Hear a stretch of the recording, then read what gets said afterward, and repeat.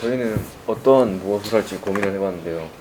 일상 속에서 희생자들을 추모하는 복합 문화 시설을 하려고 생각한 이유가, 일단 서울만 봐도 추모 시설이 기피 시설로 분류되어서 교외에 많이 위치하고 있는데, 그 시설들이 우리들 삶 속에 쉽게 접근할 수 있는 위치에 있을 필요가 있다고 생각했습니다. 그다음에 또 복합 문화 시설을 더해서 그런 공공 공간이자 기억의 공간으로 활용할 수도 있다고 생각했고, 지나간 과거를 지나 현재와 미래를 열어주는 공간으로 연결할 수 있다고 생각했습니다.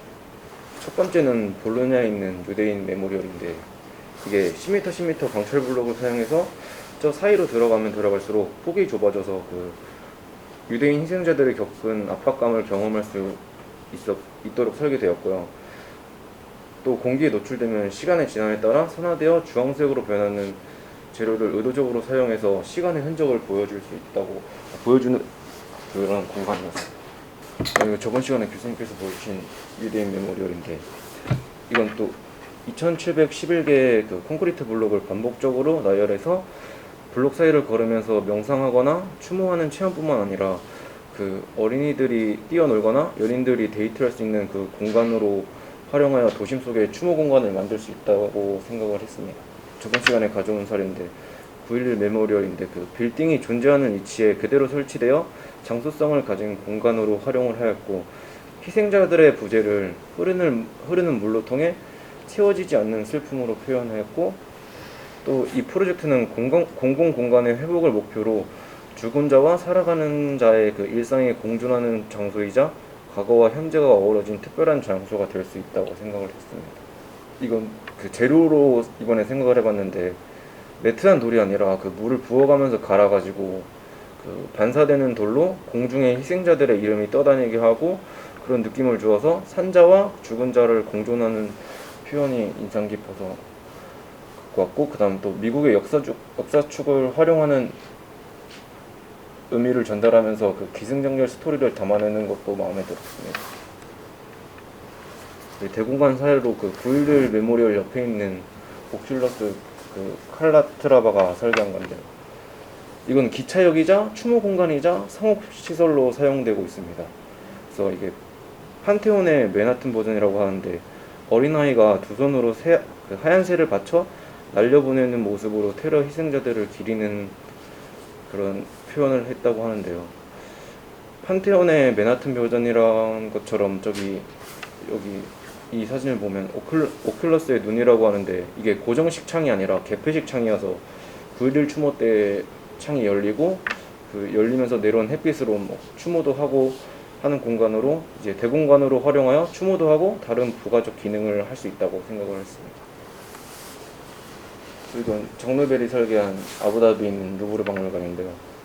약간 야자수 컨셉으로 오아시스 컨셉으로 야자수 사이에 햇빛이 내려오는 것을 모티브로 루프 디자인을 했는데, 이 마지막 사진 보듯이 사각형 프레임에 삼각형 프레임을 덧쳐서 아랍의 전통 문양을 본떠 디자인했는데, 각각 스케일이 다른 4가지 타입을 겹쳐가지고 설치를 했습니다.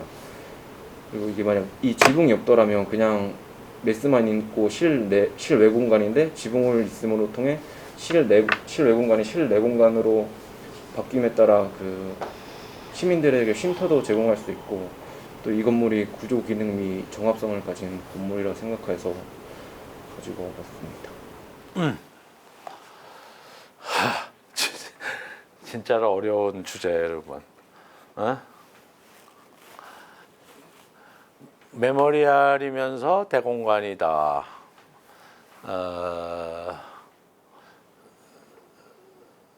칼라트라바의 월드 트레이드 복합 환승역 같은 경우는 사실은 메모리얼이, 근데 칼라트라바 자체가 이 사람의 다른 작품들을 보면 예컨대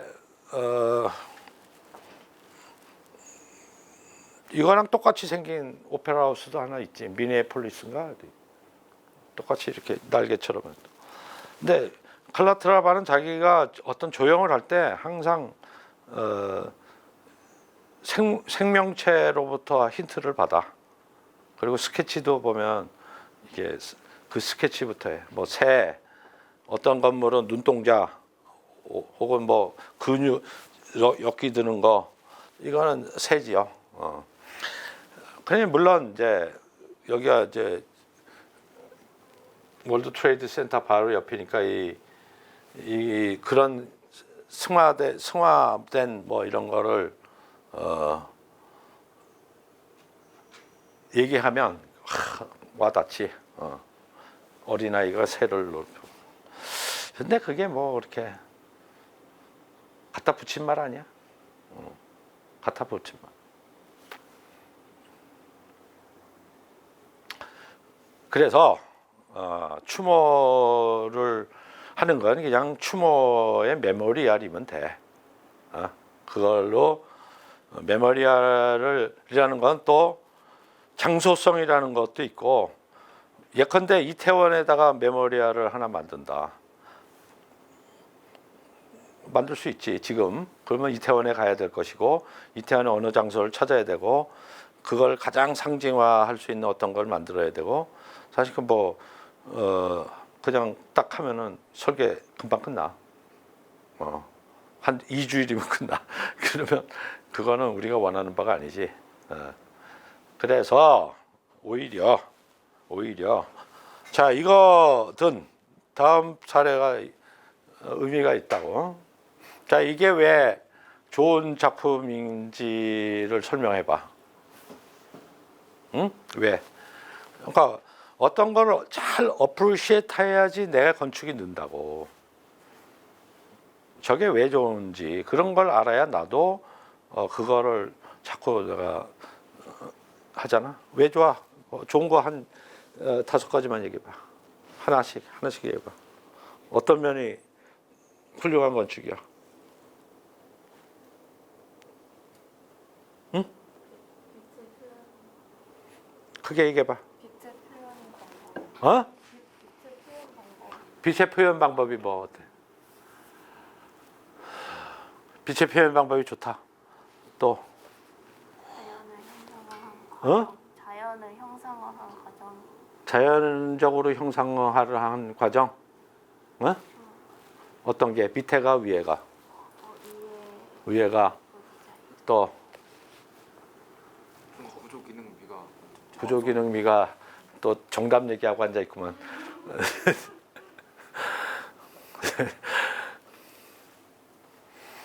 자, 이런 걸 보고 우리가 이렇게 감탄하는 거가 그거 아니야. 이 사람이 예를 들면 우리 한국의 송도에다가 하면 이렇게 하겠어? 이렇게 안 했겠지. 여기에 아부다비야, 아부다비. 그냥 사막의 나라야. 사막의 나라야. 자, 사막의 나라니까 거기에 맞는 루브르 박물관이 가는데, 사막에 맞는 것을 소위 버나큘라한 어떤 컨텍스트를, 그거가 내 건축의 조건이 되는 거지. 좋은 건축이라는 건 뭐냐면 빅아이디어야. 빅아이디어. 건축의 조건이 있잖아. 그 건축의 조건이라는 건 프로그램이기도 하고, 그지? 클라이언트의 요구이기도 하고, 그 위치이기도 하고, 그런 거지. 그러면 이거의 조건은 뭐야? 루브르, 자, 장르베르한테 온 조건이 뭘까 써보세요. 루브르, 아부다비, 뭐 이런 조건이지. 근데 그러니까 똑같이 루브르가 한국에 오면 이렇게 설계 안 한단 말이야. 그러니까 루브르인데 아부다비에 갔을 때 이 사람은 어떻게 했나를 이렇게 알아야 그걸 말로 잘 표현할 수 있어야 니네도 잘하는 거야. 그걸 그냥 잘 못하고 맨날 뻔한 소리 하면은 건축을 못하는 거라고. 응? 자, 아부다비라는 데는 뭐야? 기본적으로 기후가 어때요? 비가 안 와. 1년 12달 해가 뺑뺑뺑뺑 쬐. 더워. 그리고 햇빛은 피해야 돼. 덥다. 빛은 피해야 된다. 그렇지? 그래서 건축물들이 대개 어때요? 이거는 예멘에 있는 쉬밤이라는 도시야. 이게 뭐 8세기인가 이때 세워진 건데 맨하탄이지. 단면을 보면 이렇게 생겼어. 중동은 어때? 지중해는 프랑스도 그렇고 더우니까 우리처럼 햇볕을 서로 보려고 남양이고 이런 게 아니라 어떻게든 남양을 피하고 이렇게 집과 집 사이를 이렇게 따닥따닥 붙인다고. 왜? 햇빛이 피해야 되니까. 그러면 여기에서 이 골목에서 찬 바람이 만들어져 갖고 이 집 안으로 들어와서 이 굴뚝 효과처럼 위까지 이렇게 시원해진다. 그러니까 중동에 있는 건물들은 전부 다 이런 식으로 다닥다닥 붙어 있고 밀집돼 있다. 그리고 이런 요 사이사이들이 이렇게 돼 있죠. 이렇게 서 있고 이런 길들을 보고 우리가 뭐라 하냐 바자라 그래. 바자라는 거 들어봤지? 바자회. 시장이야, 시장. 저기가 시장이 되는 거야. 노만 포스터가 아부다비에 신도시를 하나 설계를 했는데 이게 마스다르 시티야. 그래서 이렇게 정방향으로 만들었는데 여기 보면 어때요? 똑같이 했지. 따닥따닥따닥 붙어 있는 이런 건축을 설계를 했다고. 그러니까 새로운 걸 설계를 하더라도 그 지역의 컨텍스트와 기후와 이런 것을 조건으로 삼아서 창의적으로 좋은 건축가들은 그거는 창의적 해석을 해. 그게 좋은 건축이야. 자, 그러니까 다시 너희들 걸로 돌아가면 이 사람은 그거랑 컨텍스트를 어떤 식으로 해석을 했을까? 일단 지붕 없는 상태에서 이걸 봐봐요. 어때요? 전통적인 중동의 배치지. 이해해 이제? 그러니까 이게 결국은 뭐야? 하나하나가 저 하나하나의 방들이 뭐야 이게 전시관이야. 건시관. 파리에 있는 루브르에 가면은 전시 이집트 실, 뭐 중동 메소포타미아 실 하는 그 실들이야. 자, 그 실들인데 그 실들이 복도로 해서 연결되어 있는 게 아니라 어디 해서 연결되어 있는 거야. 빡 나오면 외부 공간이 되는 거야. 바자가 나온다고. 바자.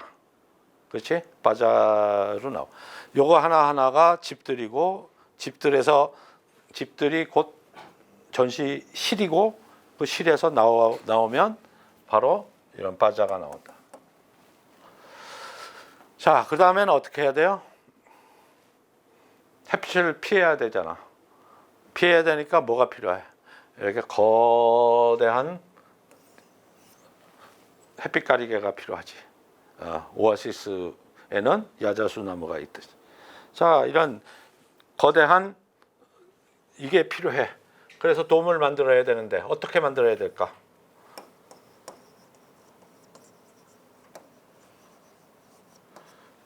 구멍이 숭숭 뚫려져 있는 걸로 만들어야 된다 이거야. 왜? 비는 안 오니까 비는 문제가 안 돼. 대신 빛이 왕창 들어와도 안 돼. 빛이 들어오는 동 마는 동 이렇게 들어와야 돼. 들어오긴 들어오는데 조금만 들어와도 강력한 빛이 되니까 안이 환해지는 건 문제가 없어. 그러니까 퍼포레이티드로 들어와야 돼. 그러니까 어떻게 만들어? 요거를 만들어서 몇 겹을 만들면 어때? 이 구멍들이 어때요? 요거 자체는 레귤러한 거지만 레귤러한 걸 이렇게 랜덤하게 쌓으니까 이 구멍이 어떤 구멍이 만들어져? 아주 랜덤한 구멍이 만들어진다 이게. 그러니까 마치 오아시스에서 야자나무들을 보면 야자나무 잎에 의해서 이렇게 만들어지는 거기서 쏟아지는 빛하고 똑같은 성격의 빛이 이렇게 쏟아지는 거야. 올려다봐도 그렇고.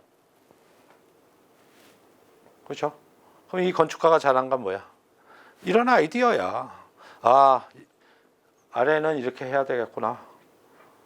위는 빛을 씌워야 되겠구나. 어떤 걸 할까? 구조적으로 저런 정도로 기둥 없이 하려면 결국 쉘 구조로 해야 되겠군. 쉘 구조를 하는데 그 쉘 구조가 서로 구조적으로 이렇게 이게 몇 장이 서로 어물려 있으니까 어때? 이거 자체가 구조가 되지. 구조가 되면서 그거를 빛을 맞으면 구멍이 송송 뚫린 스펀지 같이 이렇게 뚫린 듯이 만듯이 하는 걸 만들려니까 이렇게 해야 되겠군. 이런 아이디어야. 이런 아이디어를 갈 수 있냐 없느냐지. 그리고 그 아이디어의 근원은 뭐야? 프로그램이라고. 루브르라는 프로그램.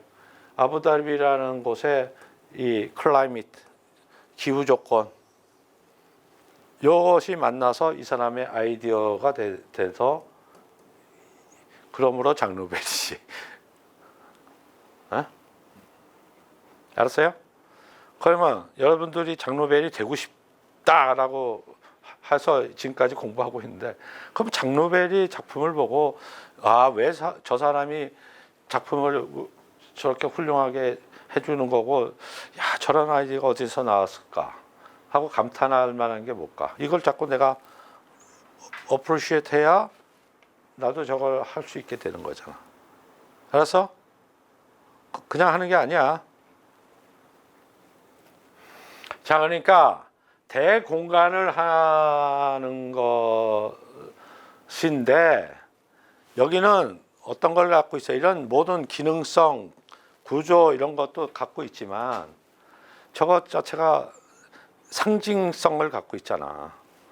이런 배치 자체가 아부다비 중동이라는 상징성이고 이러는 빛의 공간 자체가 오아시스에 와 있는 것 같다라는 어떤 상징성을 하잖아. 그러니까 좋은 건축은 그렇게 기능적인 것과 저 엄청난 공간을 만들 때의 구조와 그것에서 만들어지는 어떤 미적인 감각과가 이렇게 딱 이렇게 얽혀 있다. 응? 그 칼라트라바도 똑같이 설명할 수 있는 거고. 그러니까 좋아, 잘 찾았고, 자 이런 거를 한다라고 생각해봐. 그러면 예를 들어서 루브르 송도 아파트에다가 루브르를 한다 그러면 어떻게 하겠니 너희는?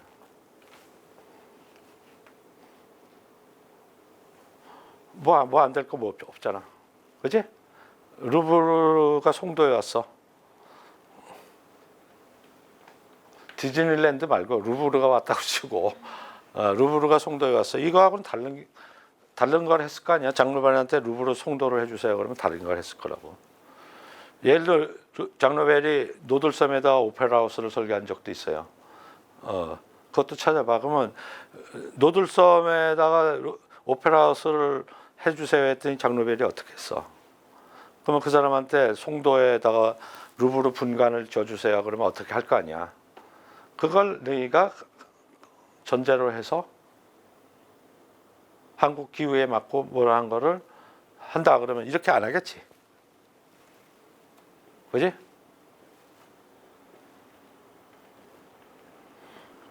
더 프로그램 갖고 끙끙거리지 말고 그냥 이제 오늘은 다 정하고 가야 되니까 다 정했지. 이제 너희는 사이트도 줬어. 송도. 그 다음에 프로그램은 루브르야. 해 그대로. 대신 대공간이어야 되겠지, 당연히. 그지? 루브르의 이런 정도의 대공간과 송도니까 당연히 바다도 있어. 바다도 있고, 뭐 이렇게 할 수도 있지. 이렇게 운하를 하고 물과 이런 식으로 같이 해서 할 수도 있고, 뭐 송도에 있는 빈 땅을 해도 되고, 송도의 앞바다에 이렇게 뭘 해도 좋고, 뭐 송도야 하여튼. 그렇게 해서 해봐. 이제 그려. 이제부터 그리면서 뭘 할 거야. 자, 오늘 여기까지 하고, 오늘 얘기한 거는 소위 말해서 말과 글과 숫자로 된 프로그램을 어떻게 건축 공간에 언어로 넘기느냐, 그 과정에서의 다이어그램, 아이디어, 이거에 대해서 이제 여러분들이 준비한 것 가지고서 봤어요. 그러니까 주제는 이제 다 정해졌어. 그러니까 이제부터는 더 말과 그거보다는 그림이 더 많게, 그 다이어그램에 해당하는 소위 건축적 언어가 뭔지를 찾아서 여전히 사례가 필요해. 그 해당하는 언어를 설명할 수 있는 사례가 여기에 이 건축에서 사용됐던 이런 공간에 하고 연관이 있는 것입니다. 이렇게 설명하기 위해서는 여전히 사례가 필요하다.